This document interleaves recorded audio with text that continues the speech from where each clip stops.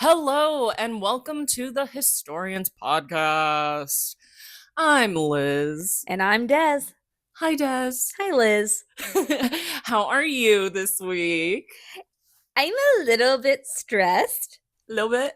But that's just, I'm going on vacation soon. Without me. I know, I'm so sorry. We do spend some time apart every now and then. Every now and then. We always regret it, but... We do. We come back and are like, bitch, never again. Never again. But yeah, so it's been Cursing a hectic within week. the first 10 minutes as well. I mean, are we ever going to get monetized? No, this is for the babes. We're very explicit. This is for the girls, the gays, and the days. And my family, I guess. And yours. Yay! Hi, family. All right, so it's episode 7, and I have some housekeeping / footnotes from the front lines or whatever. I don't know what we're doing. But, hi, babes.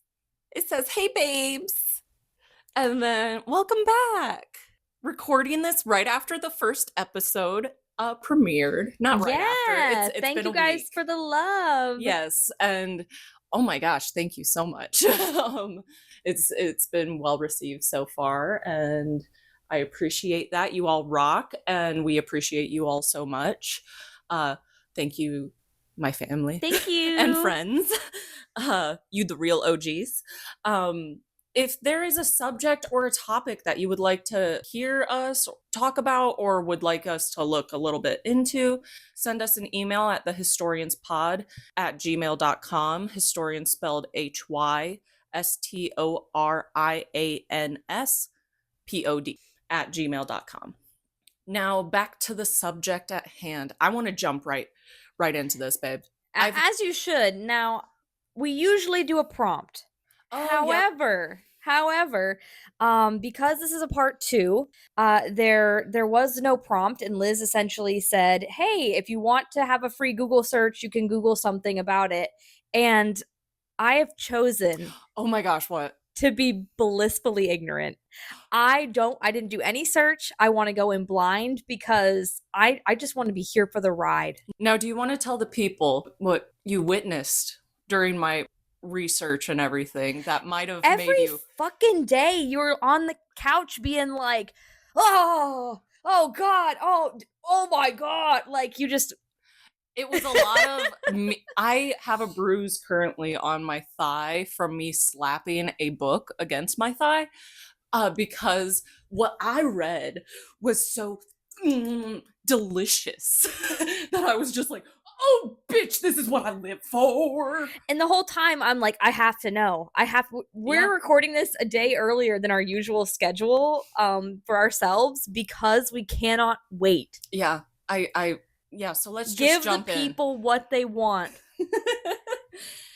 It's summer currently, so when we're recording this, so historians, grab your favorite refreshing beverage, do something you need to body double for, or go use this as an excuse to go out and garden, listen with us, or just sit on your porch and hopefully enjoy yourself and lock in for part 2 of the original Empress of Cunning Calculated Chaos, Empress Wu. Woo! Woohoo! Part 2, the reign of Wu. I love the alliteration. Look how pretty she is. Look at that face. The cute little lips. Yeah. All right. I wanted to establish that in the Tang dynasty, which also it's pronounced like Tong, and Okay. I keep on reminding myself that it's not Tang.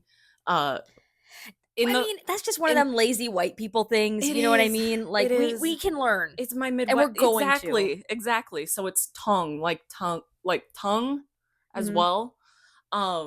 but a lot of different scholars. I watched a lot of documentaries and stuff. What they did not call it was Tang, so I'm very sorry. Right. um, so women would ride horses. I wanted to establish that women had a little bit of a different role in society than what we as Westerners kind of think of as women's roles pre, 1950s, essentially. Okay. So women would ride horses. And then I thought, didn't Victorians think that like riding a horse would make a woman's womb fall out or something? I have not heard that. Now I know there is sometimes problems. Like I've always thought of this as a problem for when people used to do virginity checks to see Yeah. if you were like intact, air Yeah. quotations. And horse riding would be often a problem because that can Yeah. injure that part of your body. Yeah. This was not a taboo concept. Like it might have been a questionable in the Victorian era. Is that what you're trying to say? Like women could ride horses and be jostled and it was not a problem. Well, I was just pointing out that a lot of times people, I don't know if you ever thought this while studying history, but I feel like a lot of times people, if you were taught history in the West, you think that people outside of the West were like primitive or like so far behind. No, they had gender roles. They were doing things that Victorians thought were like revolutionary. Like, and now we're like, no, it literally causes no injury, while Victorians it's like, shut the hell up and just anyway. No, it was truly just a train thought, and I thought it would be Okay. interesting and a good example of how my mind works. Anyway, back to the Tang dynasty. Women would ride horses. They were part of the political scene. I mean, they weren't like huge parts, or they didn't have like a lot of sway, but they More could, so than other places at this time. yes, and they could voice their opinions on it. So it was kind of a perfect time for Wu because she was an outspoken person, or like she knew how to command power, Right. essentially. So let's do a quick little recap of part one. Empress Wu entered the palace life around age 10 to 12 as a low-level concubine to the emperor. Gained the emperor's favor due to her being a constant attendant. She was part of the linen class, so she took care of his linens, but also that this was the Emperor Taizong, and so he loved horses. So she would go around the horses, and she wasn't really afraid of the horses or anything. Part of the attendant class, and she gained the emperor's favor due to her being a constant attendant, and just he seemed to like talking with her, essentially, like, Yeah. or like he liked She her had good presence. vibes. Yeah, and she seemed to make jokes or like, make him think. She had a good sense of humor. Yeah, she was good to talk to. Like, Yeah. oh, this horse is untamable, and then she was like, I could tame him with a freaking knife and a whip, and just good old times. So the emperor's sons, they had a failed coup. The Turk, remember the Turk? Yeah, the one of the sons really wanted to dive into his Turkish roots. Yep, and he had a lot of quote unquote sympathies towards Turkish culture, and in that time, that was kind of seen as like oh, you have sympathies towards Turks? Like nowadays, I would say it's like sympathies towards Palestine or something. Yeah. Free Palestine. Yeah. Gaozong was the brother essentially who did not revolt against his father, and so he took over after his father's death, and then all of Taizong's concubines had been sent off to live in convents. Right, and that was when she went away for a little bit, came back with like this amazing hair that she always had. Like this, she always had this amazing hair, but for whatever reason, it was not cut, or perhaps it was a wig. Well, so it is believed that it might have been a wig, but also the truth of the matter you know, official record, she had a lot of editorializing power on that. And so for her hair, I think that she knew that she was coming back to the palace.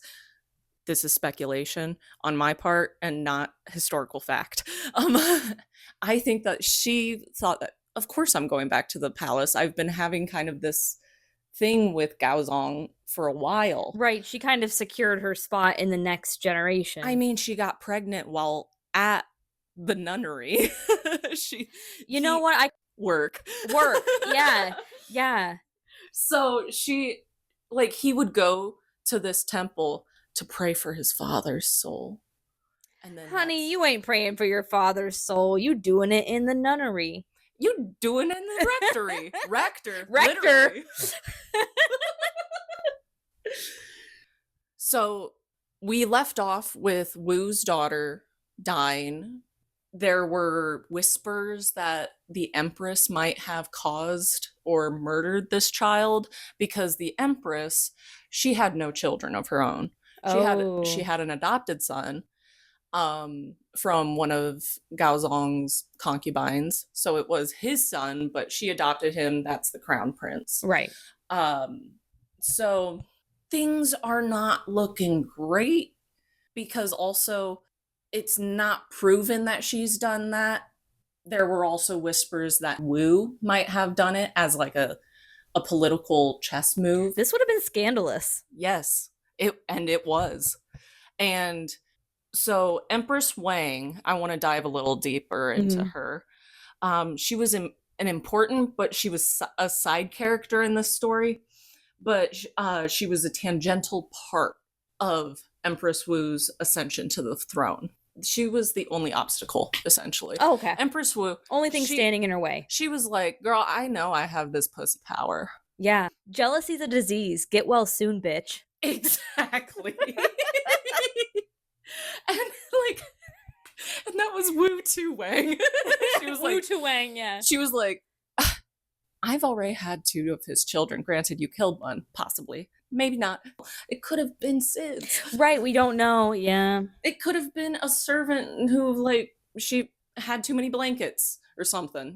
We don't know. But back to Wang. She was the main wife of Gaozong and held the title of Empress Wang. She did not have any male heirs, so she adopted a male heir.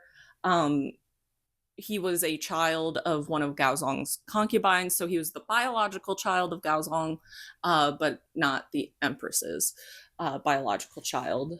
But he was the crown prince, but he recently had done some things that made him not really suitable for the title of crown prince. Ooh. And it was just kind of like he just wasn't up to snuff.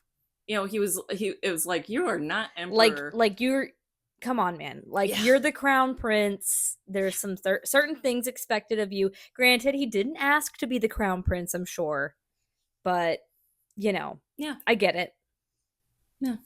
So I want to also talk about the children of Wu and Gaozong. So the first son was Prince Li Hong, and he lived to be 22.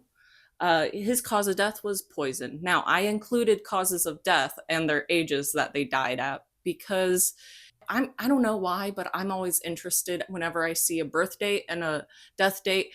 I'm not very good at quick math, so I want to see how old exactly they were. Right. And then also, I included their death because one of the books that I was reading, the reference maps were amazing, and so he included that. But it's very interesting to see, these aren't, I think there's only one natural cause.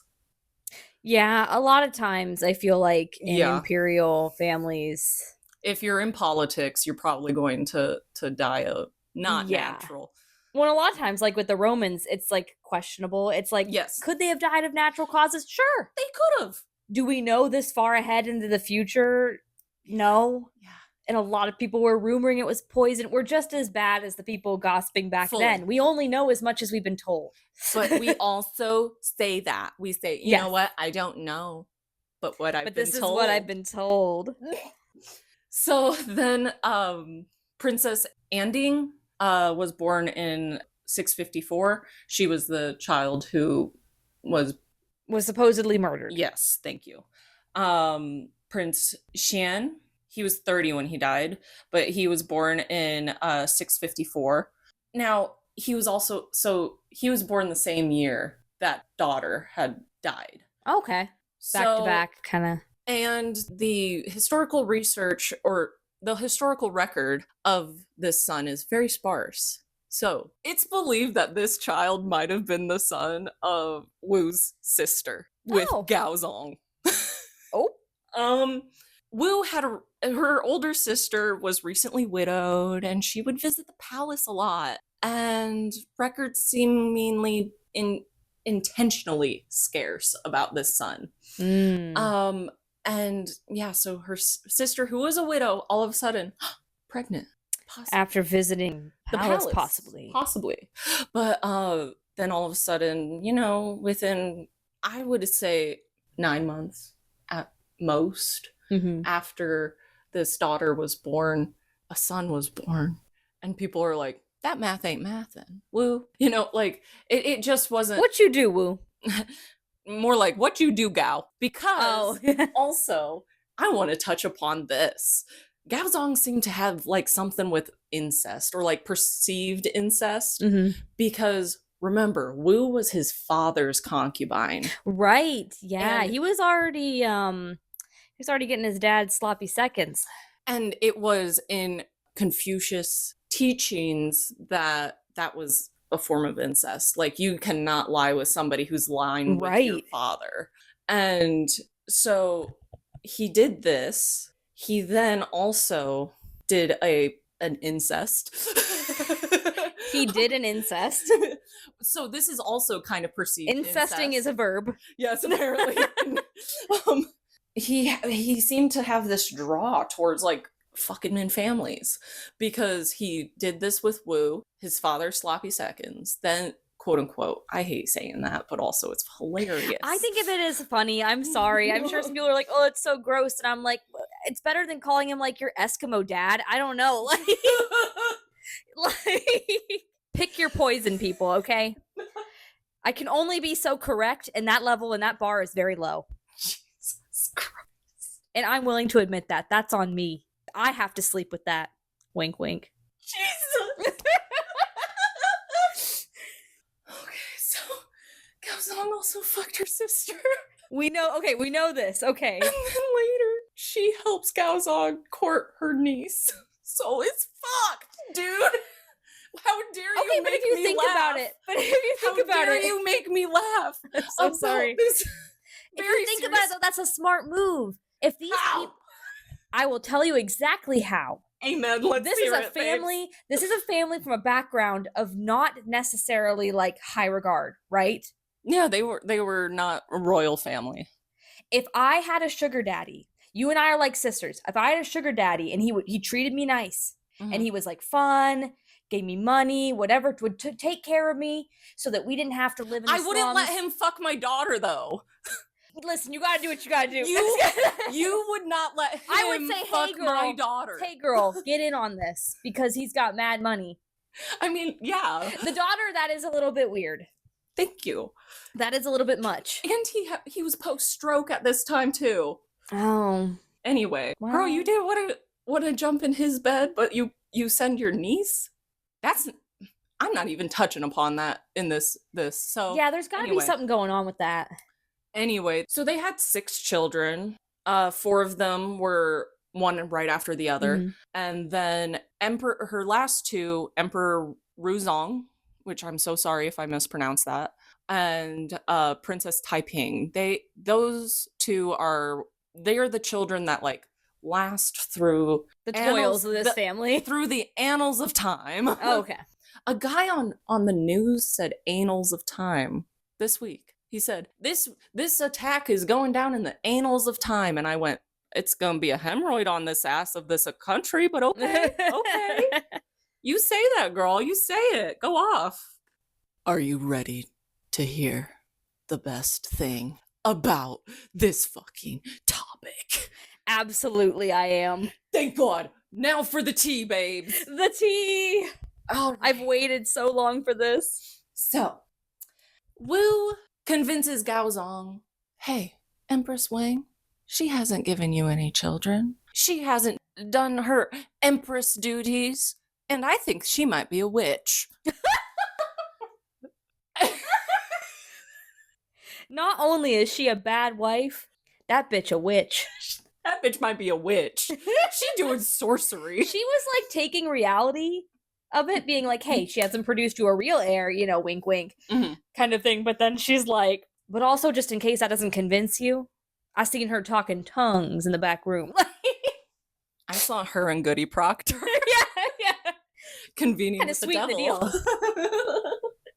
All right, so I want to do a quick little trigger warning as well. Oh, yes. There's murder, gore, and bitches getting back at bitches. So if you are afraid of a woman's ability to get back at your ass, proceed with caution. Fair enough. Thank you. So Empress Wang and her conspirator, or just her buddy, essentially. She was also a concubine. Her name is Zhao. That is how I'm going to refer to her as. But they are imprisoned, essentially, because they had not only the accusations of sorcery that Wu put against them, but there was also like a handmaiden that was like, these bitches are convening with the spirits and just being evil. Oh, like, so there's more people than just one to back it up. Exactly. So Wu kind of was like, yeah, I saw that too. And I think that she killed my baby too. Right? Yeah. Mm-hmm. Cool. We're all on the same page. Yeah. Mm-hmm. Because she's a witch. So hold on to your bush hairs. Oh gosh, let me grab them. Thank you. Let's go. Wu was enthroned as empress in the winter of 655 after she had convinced Gaozong that the Empress Wang was not a good empress. She was not fitting the role, and she was a witch on top of it. Hey, I don't like your girlfriend. Except that I'm also his girlfriend and wife, and you are too, and you have a hierarchy above me, but also... Listen, Avril couldn't write all that. That's a lot for one song. I'm so sorry. I'm trying to think of an Avril joke because my sister loved Avril Lavigne. But then she sold out. I remember my sister going around and be like, she sold out. I'm like, okay, emo the boss. After the ceremony, she ordered that she would be holding court, essentially. And a mass audience of the concubines, officials, and officers in her courtyard. After the ceremony, she ordered that she would be holding a mass audience in her own courtyard of concubines, officials. She knew exactly what she was about to do. And officers. And their wives. Oh my gosh. She's been planning this for how long? This was completely out of tradition and standards. But if you look at it, she gathered them to stand in attendance to revel in her accomplishments. She's like, bitches, you doubted me? Who's empress and who's bowing to me right now? This one's for my haters. Exactly. Mm-hmm. So she reveled in her victory and gloated in front of everyone while also being regal and stuff. You know, she was like, I knew that you always supported me. Wink, wink, nudge, nudge. I'd like to thank the little people. Exactly. And yep, mm-hmm. So her first calculated and subtle attack against those who fought against her promotions were two ministers. I'm going to refer to them as Han and Laiji because, I mean, they'll be referenced in the bibliography and stuff. So they honestly didn't know what was going to happen. You know, they were like, are we going to get exiled, banished, because we were outspoken. And we were in Gaozong's ear going, no. Yeah, we didn't win that fight. Yeah. She requested that they be rewarded for their unwavering loyalty and diligence to the throne and to the emperor himself. Oh, I love a backhand. I love it. That they should receive promotions to even higher office. Gaozong was an idiot. And, he had other things on his mind. He didn't really know. He wasn't going to concern himself with the toils of the Empress. I wrote this also right after an author went deep diving into Gaozong just pursuing everyone in Wu's family, essentially. So I was like, he's an idiot. And he thought it was a great idea. So he promoted these two ministers. What makes her seem very, classy and supportive. Yes. She said, you know what? I see where they're coming from. They were wrong, but I see where they're coming from, honey. The men definitely, though, picked up the subtle jab. It would be kind of worrying. Mm-hmm. And it's essentially Wu saying, you want to push me? I'll send you up on a mountain and smile happily when you inevitably fall down. And come crashing. Crashing down. The men tried to convince the emperor to allow them to retire, which was it was within ministerial, tradition where it's like, no, you honor me too much. I should retire. The back and forth. Yes. Yeah, of it. And so Gaozong thought that it was the traditional, back and forth. Oh, no, you deserve it. Please. Oh, no, please, no, we should retire. Be Gaozong. Oh, no, sir. I insist. I think retirement would be the best. Oh, you're too modest. No, you've deserved this for far too long. You've worked hard. Lord, please just let me go home. So, I just want to go home to my family. So they were showing off really diligently their ministerial good manners. They were saddled with greater responsibilities, greater stresses, and set up perfectly for their fall when they screwed up. So essentially it's like, I'm not going to put you to death. I'm not going to imprison you. I'm going to imprison you in work. I'm going to work you to death.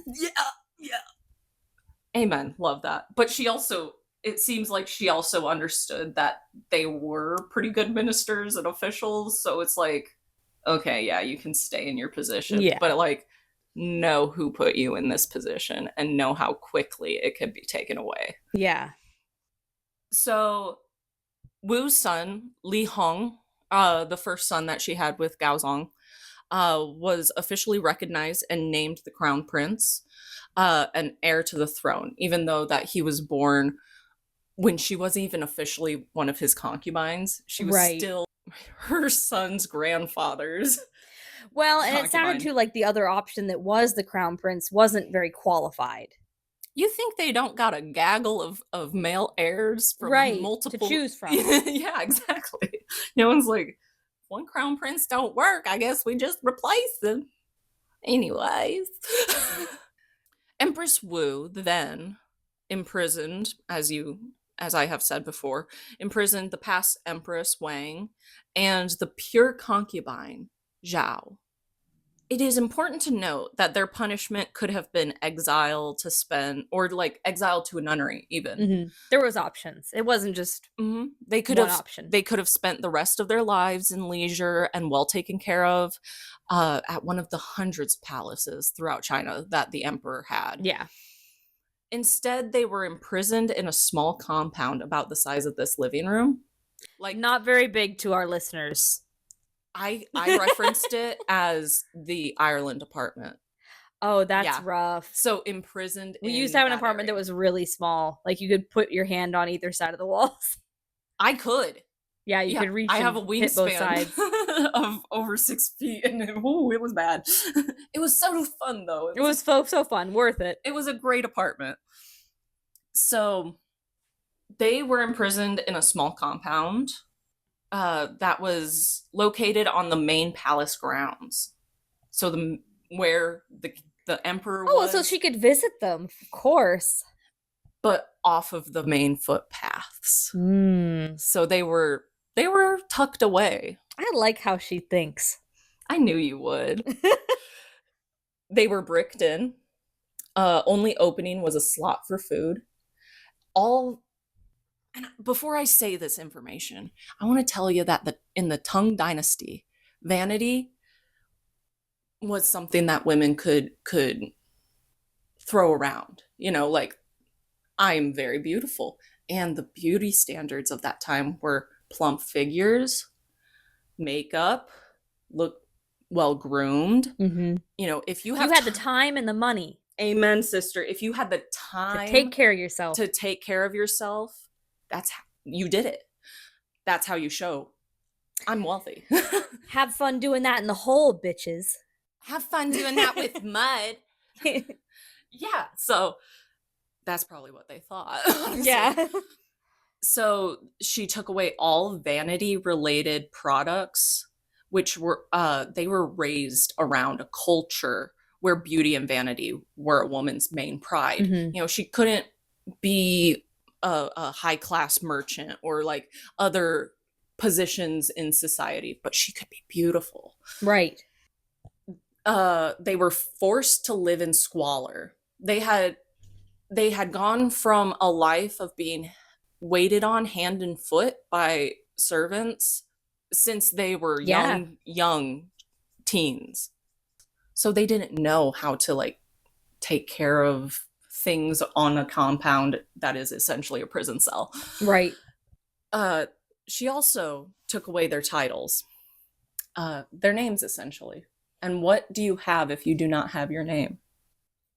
Well, I would hope if I didn't have my name, I would hope I'd have my moral compass and dignity. I truly thought you were going to say your tits. I mean, I'd like to keep those. Yeah. Gaozong was supposedly in the dark about the severity of this punishment. and he was essentially told, it's been taken care of. Yeah. And he was like, okay, he no longer has to think about it. Yeah, out of sight, out of mind. Well, he was wandering around the grounds one day, and it says that this was purely by accident, but like Gaozong had a pass with like sneaking around to women. Well, yeah, that's how he got Wu back from the nunnery. Literally, he visits them. Yeah, he was supposedly walking around the grounds one day and accidentally came upon the compound, which is weird because Gaozong has been on this palace grounds since he was a baby, as if he did not know the palace grounds like the back of his hands. Right.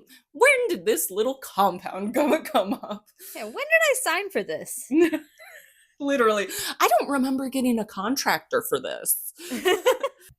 Did we pay them? So he probably knew that his two past bedmates, one the mother of 3 of his children, and his Empress, and assumed that like he didn't know that they were living in squalor. So he just assumed that they were being taken care of. He was a blissfully ignorant guy. He was like, oh, well, you know, what's going to happen to them is just, you know, what happens to everybody else. They disappear from my sight and they're probably taken care of in moderate comfort. Yeah, it's not my business. This was unusual. Yeah. He called them by their official names through the slot in the wall. The names Wu had stripped from them. Empress and Zhao. Oh. One of them responded, we do not know which one. And she says, it's you, your majesty, but we have been reduced to the status of slaves for our crimes. Why do you address us by our old titles? And he could only respond by asking them if they had anything to say. Weird. Their response was that if he thought there was any chance of them escaping from their fate, then he should reconsider renaming their prison the Court of Reconsideration. And then they left it at that. A few days later, a few days pass, they wake up and they hear bricks being taken apart, taken down, and they excitedly assume that the emperor that he came back and Yes. he was taking up their offer that, you know what? No, we should make this into something good and not a slave house. How dare my empress treat the mother of my children, the mothers, And do this behind my back. Because Wang adopted one of his children, like the mothers of my children, in such a way. You are insulting against the throne, essentially. Yeah. So they waited to see. And then they slowly realized that the men who were taking apart the bricks were not the emperor's servants. They were loyal servants to Wu. Ooh, something going on. They kind of held out hope that maybe the emperor had talked to Wu and had convinced her to like improve upon their living conditions. Yeah. The servants came in and said, "I'm so sorry, but we've been ordered to give you 100 lashes each." Oh. As punishment. Now, you remember Outlander when Jamie was getting flogged? They're getting beat. So chunks of skin come off of that and are hanging off of the back, and blood just pools around you. You know, so essentially lashes are not just welts. No. After about 10 lashes, and I looked this up, it's about around 8 to 10 lashes, blood starts to be good drawn. To know. Jesus. I didn't mean like that. I didn't mean it like that. Wink, wink. No. I swear. No, I just mean like, you know, there's a lot of things in history that come up with this, and that's good to know that at what point we only whipped him 4 times. His back is shredded, dude. Yeah, you did it at least that many times. Yes. So for a healthy person, 100 lashes could be a death sentence. Yes. Remember, these women were living in squalor and they were barely alive. Yeah, they were probably not it was not their most plump portion of their lives. They were probably not fed well. Yeah, so lashes are essentially death sentences.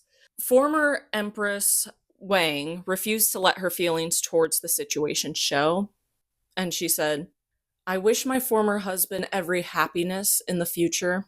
Bright, virtuous Wu has ensnared the love of his majesty. Nothing remains for me but death. Do as you will." Wow, like what a, you know, very noble way to go about it. I feel like there's this concept of like an honorable death, and you've kind of accepted that things are not turning out so well. Going down with dignity. Dignity, yeah. So I was right. You don't have your vanity, but you have your dignity. Well, concubine Zhao. Oh dear. This would have been me in the friend group. She yelled at her captors, "Wu is a treacherous fox who has bewitched the emperor and now sits on the throne. I hope I shall be reborn as a cat and the bitch Wu as a rat, that I may bite out her throat." Yep, that would have been me. Amen. Me and my very eloquent friend. I would have been Zhao going, "You motherfuckers!" Yeah. See you in hell, bitch.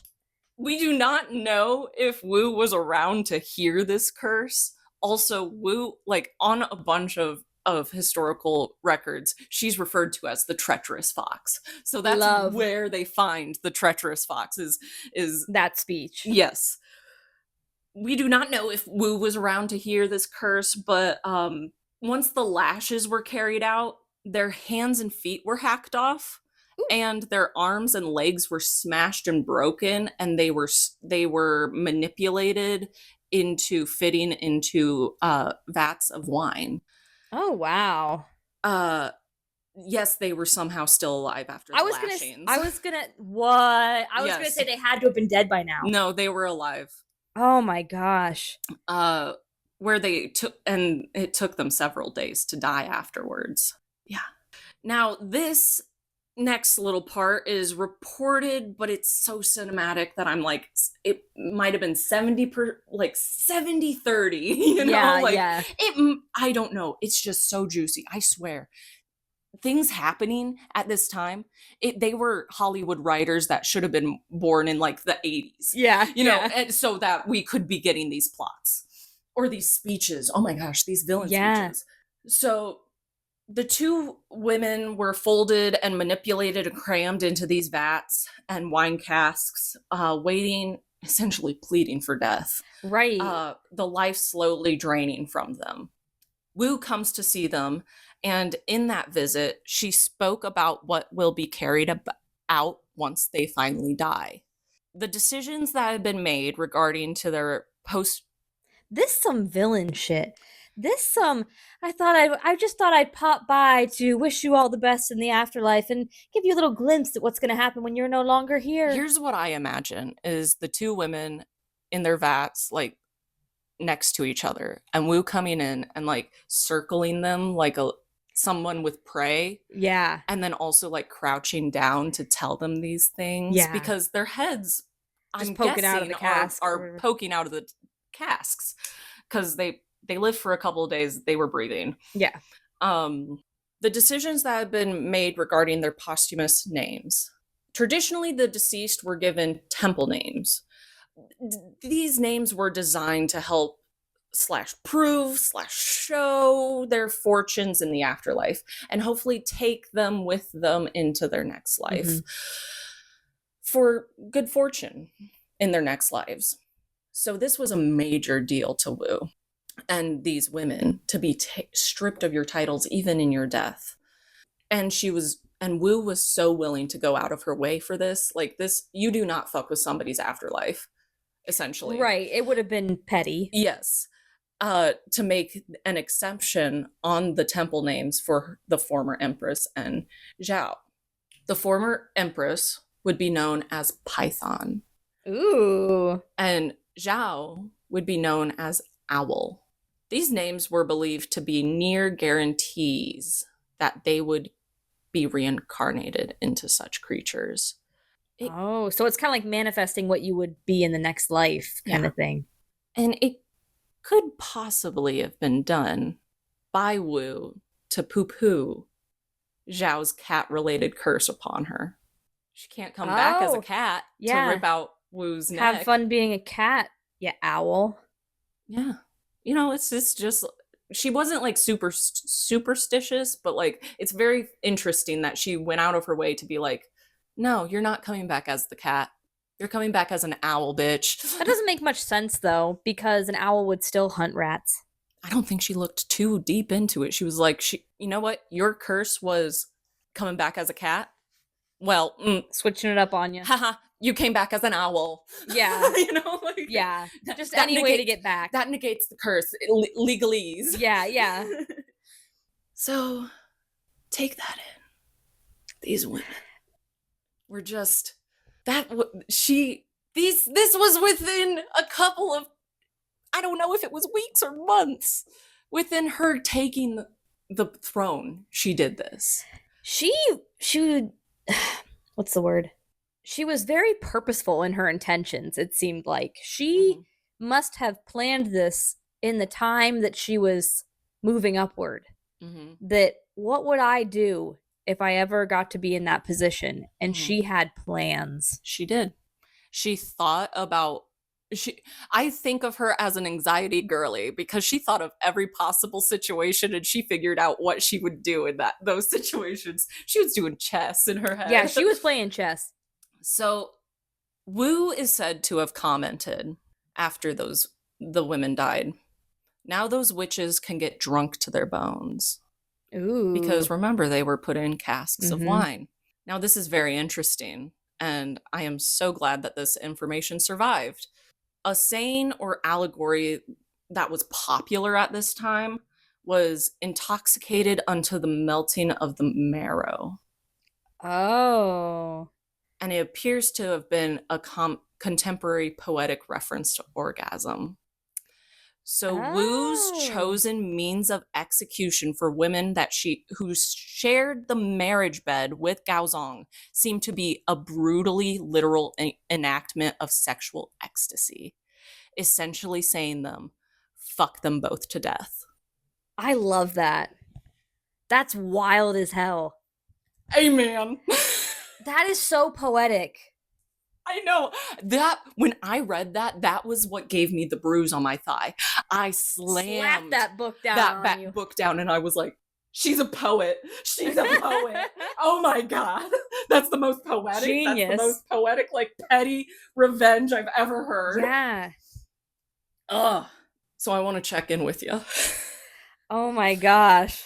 Because too many things are happening right now, and now to not pretend that I don't want to puff on a whole pack of cigarettes. Because what we just learned, remember, this was happening in 600. Yeah.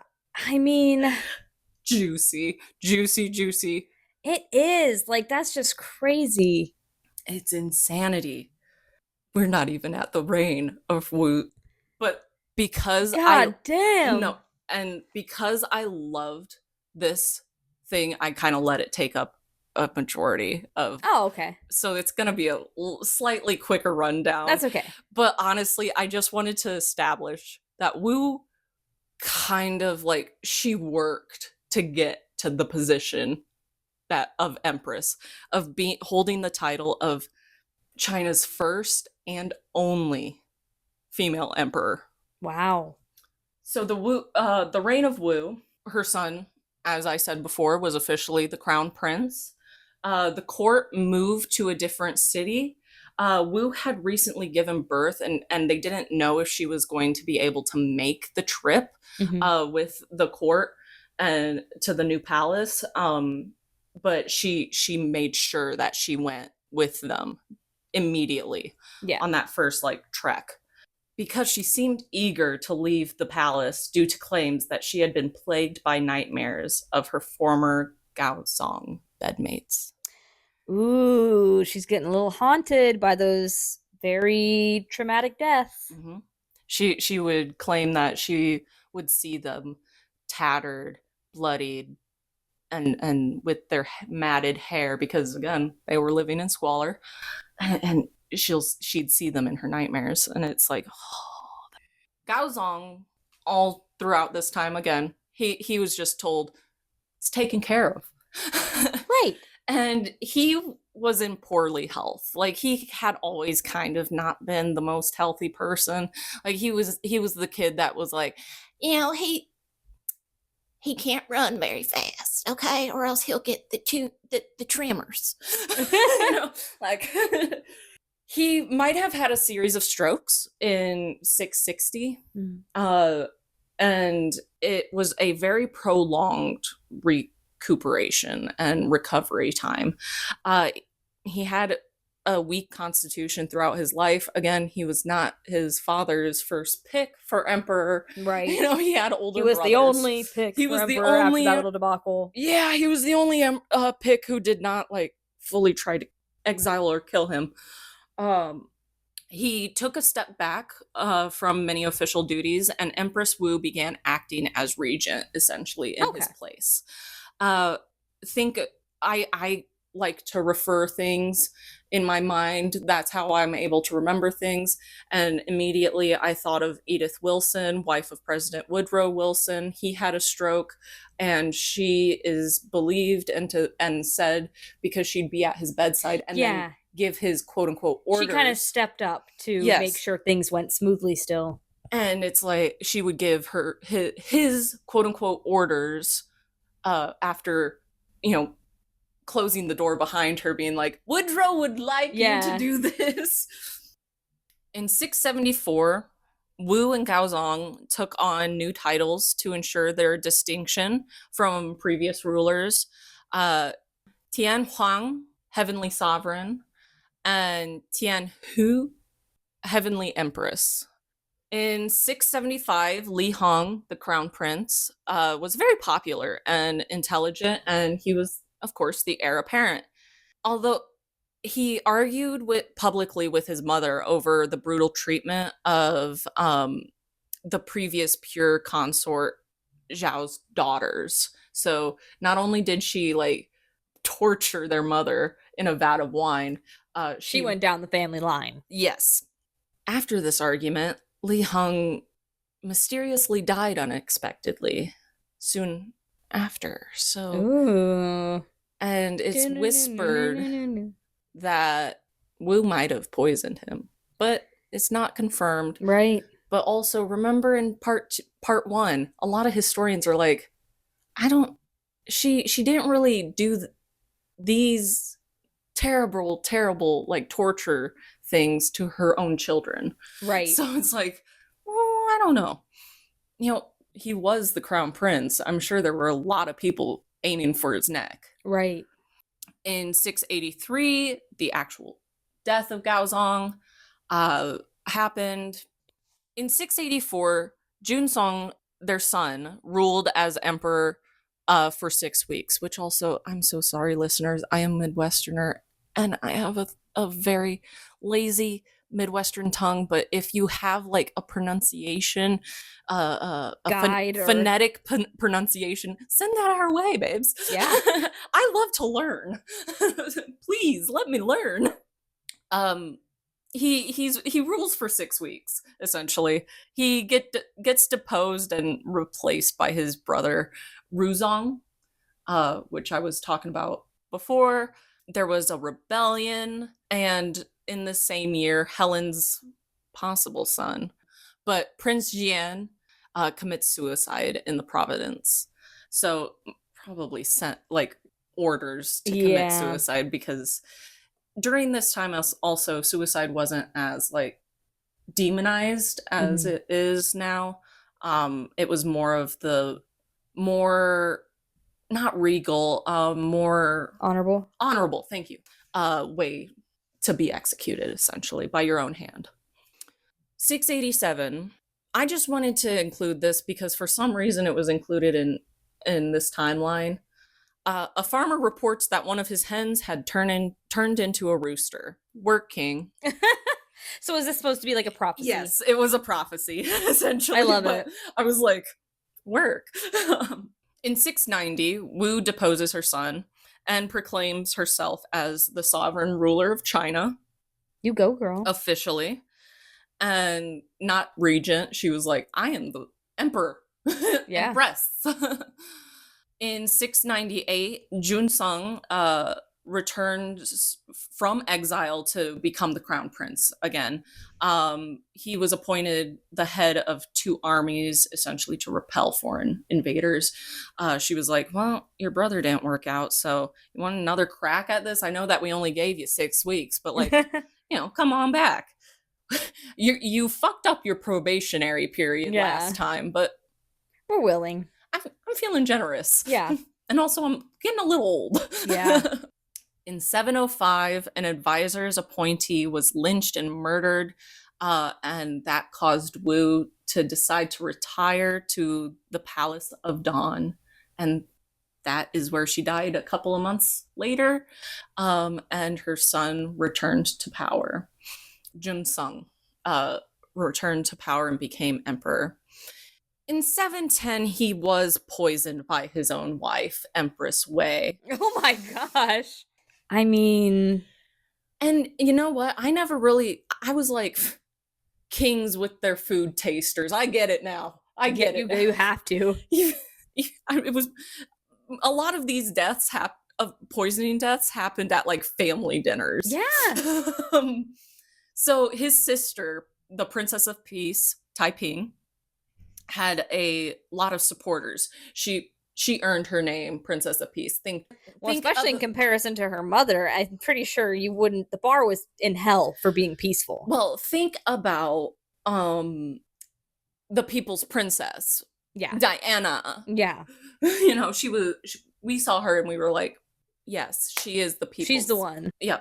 So her supporters opposed the like makeshift placeholder for emperor. Mm-hmm. And so she convinced her brother, Ruzong, to return to power. So a couple of sentences ago, you said, well, compared to her mother. And I think that a lot of people do focus on like her revenges or like how ruthless she was in getting revenge and avenging things. But I want to talk about the achievements attributed to Wu. Okay. She changed how officials were recruited. She shifted the focus of what was important when appointing people. She was like, fuck family names. We want qualified people. We want qualified people. We want people who have the education and intellect to be able to be in these positions of making decisions. Yeah. We want somebody who can think these things through before enacting them. She changed from being focused on stationing the sons of the wealthy, and she wanted merit. She wanted education. She wanted people who were smart, who showed that they could live up to the positions. And that was the real DEI. It was and DEI was put into place to stop the bosses from only hiring on familial links or racial links, instead of focusing on education and merit. So literally what you are fighting against. It's like, if you just critically thought for 2 seconds, it's cutting off your nose to spite your face, Yeah. like where it's like, no, his dad like gave me $50,000, so I'm hiring him on. Well, he just tanked the company, Anthony. Yeah, he's a fucking idiot. So Anthony, he just sold it all and put it into crypto. The crypto was a rug pull. So learn from Empress Wu. Take time to think about what options are available to you and what has been presented to you. Mull it over, scheme, and execute. Literally. So she also implemented policies to maintain China's imperial sovereignty and economic growth. The Tang dynasty had been expanding through military force and diplomacy. Agricultural reforms were huge during her reign. Famine was a very common reality and fear for a lot of people, of course. Two main things that make that stand out and prove that is that she commissioned the compilation of farming textbooks. So she was like, cool. We want to make the knowledge available for people. What has worked in the past, what has not worked in the past. She also promoted the construction of irrigation systems too. She reduced taxes. She once implemented a full year of no taxes. Wow. Yeah. And she promoted diplomacy and trade. You ever hear something called the Silk fucking Road? Oh my gosh. Was she involved in that too? So the Silk Road is an interconnected network of trade routes expanding over 4,000 miles, connecting Asia and the Middle East and down to Egypt. It linked China to the West. It was created in 130 BCE, followed the Great Wall of China to the northwest, bypassed a desert up through the Pamirs Mountains, crossed Afghanistan, and went on to the Mediterranean Sea.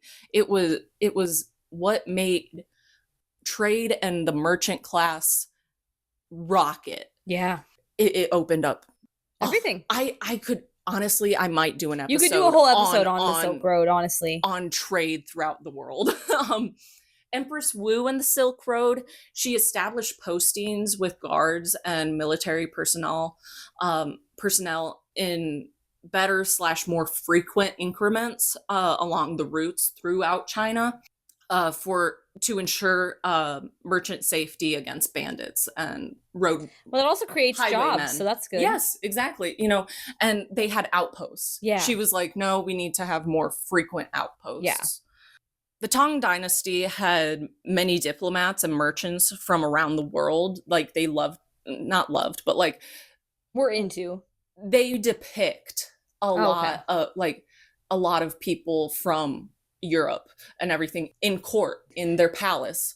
And like on the tapestries, you can see that there are diplomats and merchants. And it's very interesting. And so her implementations of making the Silk Road a little bit safer, it benefited both sides on the trade agreements. Isn't that crazy? Benefiting both sides on a trade fucking agreement. Never heard of it. 600 AD. History. There were Vikings right now. History repeats. So what? Why should we care? Why Why should should you, we the care? listener, care? Yeah. And I want to end most of my things with so what? A so what moment. Thank you, Pastor John, from my childhood. About the only thing that I took from Christianity. Empress Wu was a woman who took her abilities to hold a certain power over the men in her life and used that to her advantage. That was the only way that she was like, you know what? I'm put in this situation. I'm going to pop this pussy. Yeah. She also, there's her and when they first got together, like when she first became the apple of his eye again. Right. They would spend all of their time on a couch in a room surrounded by mirrors to watch themselves make love. Like Work, though. Work. She seemed to love to watch herself, like in the throes of passion. And it's like, amen, sister. I need my family to stop listening to this podcast. Same. No, Hold on, put this, 5 minutes earlier. Mom, stop listening right now, please. And anyone who thinks of me as still a child because I am 29, please stop listening. So yeah, she liked to fuck. Well, and that's probably why she was so popular. I mean, she ensnared multiple royals. And Gao Zong, he seemed whipped. Like, yeah. For some women just have that power. Yeah, for quite a few years he wasn't like timid whipped. He was like, no, I know where I am, and whatever this bitch says goes. I am not asking for help. I'm right where I want to be. Right. I do not need saving. Well, if you think about it in a psychological way, these men in high positions of power a lot of times do like that role reversal where they can relax when they're with a woman and the woman handles it. He has had to make decisions his whole fucking life. Yeah. I if Wu wants to do some freaky shit, let her. I don't have to make decisions in my a bunch of crazy life-changing decisions every day in my life. And yet, do I want to make those decisions? No. So when a person is like, we're doing this, I'm like, amen, brother. Right. And well, vice versa, Wu grew up, in that class of her life probably was challenging. Mm-hmm. And she did not want to go back. Had to go, to be shipped off to this palace, so maybe this power switch, also helped her in a way. Yeah. Like she found what she excels at. Yeah. And she's like, I'm not going back to living anything else except being waited on hand and foot and touted as the personality that I know I am. Yeah. So she was a woman who could turn lemons into lemonade, but no matter what, that lemonade would taste like wealth and power. Yeah. She was like, rich lemonade. Rich. So Empress Wu, I want to say, is also a tale of warning, though. When I opened up this book for the first time, it talked about her and her husband's tombs. Hers is pretty blank, actually. So, her gravesite, she did all of these amazing, insane things, like world-changing, like things. And her gravesite does not say, like, oh, wonderful Wu. Always remember that it is those who are left after you're gone to record and decide what lives on and how long they think you deserve to be remembered. Right. Because if you're a shitty person to your loved ones, your families, and those around you, you will be forgotten quick. Yeah. Or the only time your name is brought up is with spite and sour in someone's voice.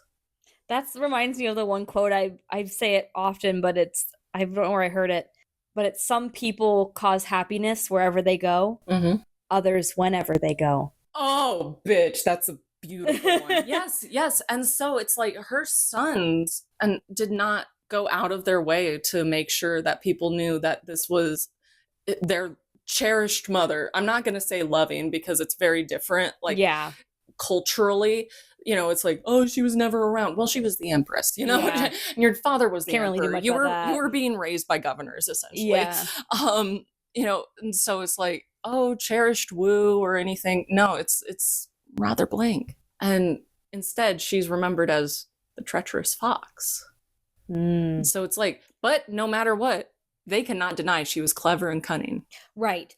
The overall theme of her is that she was very calculated. Yes. And it is unfortunate that when people pass, that you're left with a summary of their life. Yes. And that summary is a scale. Mhm. There's the good things and the bad things that the person did. And I think in this case, because what she did was so over the top Mhm.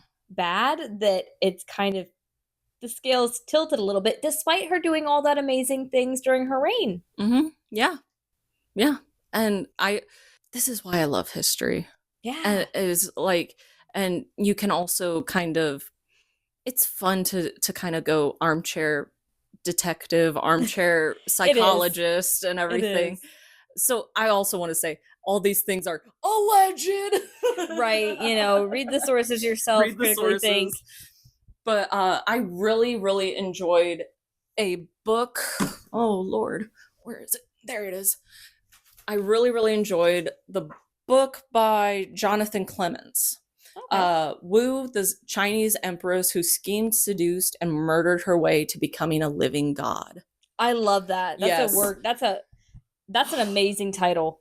I have had so much fun researching this woman, and I wish that I could do like a 10-part series. Truly, like there are so many different things, and I'm sorry if these 2 parts felt like mixed together or mashed. There's so many things I wanted to include. Well, you're like, you got to dart from topic to topic. She was doing so much, and that's the cool part. And also, it's like, oh, well, yeah, she did this. Oh, wait, that was 10 years in the future. She was still stewing about that. Yeah, she would be. Yeah. So I want to leave our listeners with, I hope that you enjoyed this episode. I really had fun researching it, and I hope that you go forth and be good humans, always cite your sources, and go make a difference. Be an Empress Wu. Be an Empress Wu. What's it? Do no harm, but take no shit. Amen. That Wu would have had that tattooed across her chest. Truly. We also apologize if any of the pronunciations are incorrect. Oh, I'm so sorry. We are painfully white. So please, like we said earlier, comment below if you have a phonetic pronunciation. We would greatly appreciate it. And, that will just help us out in future episodes. Just so you know, I did take a DNA test. Turns out I'm 100% Miracle Whip. I go great on a sandwich, though. Oh, yeah. Thank you so much for listening to the Hystorians podcast. We hope that you tune back in for our next episode. That will be Desi's. Do you want to give them a little teaser or what? Yeah. Well, I think that we're going to be bitching about one of our favorite topics. And it's not a topic that we've brought up yet. Oh. But it's one that we talk about quite frequently in our normal lives. Oh, Lord. But I can assure you that it will leave you hungry for more. Did you just drop a hint? I did. You bitch. Oh, man. Now I'm like shaking. I don't know what you're talking about. I'm like, oh, a riddle. My riddle's 3. All right. Thank you so much for listening. And tune in next time to the Hystorians.